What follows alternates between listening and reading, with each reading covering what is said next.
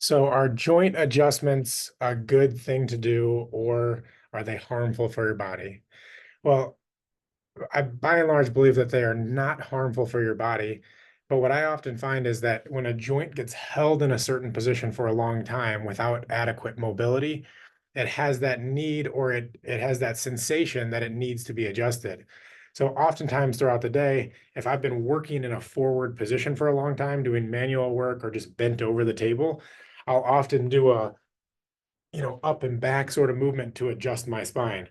My spine has stiffened a bit into more thoracic flexion.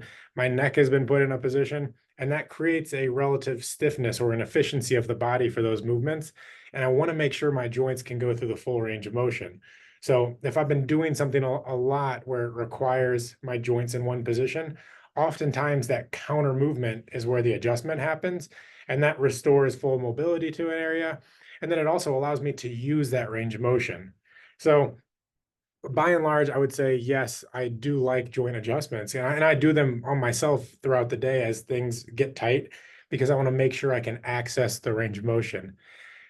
The one caveat to this is I used to have to adjust my neck all the time, and it was like I had this, sort of this underlying achiness or this underlying kind of need to always adjust my neck.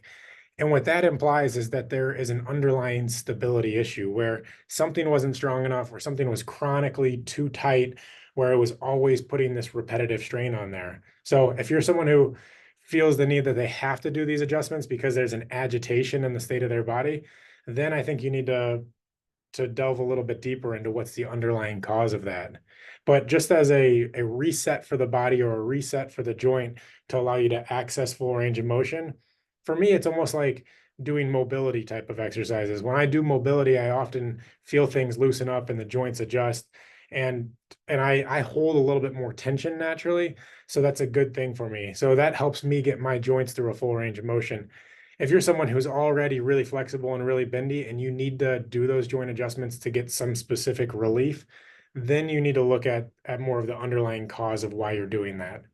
So, a few of the adjustments that I frequently do throughout the day is that middle back spine one. I might hop over a foam roller and get thoracic extension. I'll do small adjustments in my neck. I'll adjust my thumbs and then crack through my fingers.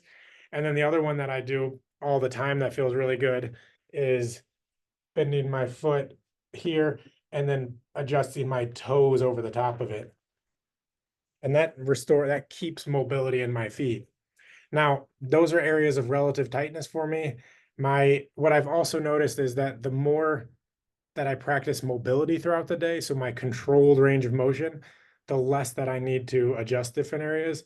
So it's almost like the adjustment is an indication of an area that you're not moving into as frequently. So I love doing joint adjustments. I do them on people to get relief, but then we have to back that up with active range of motion and strengthening into those new ranges after the adjustment.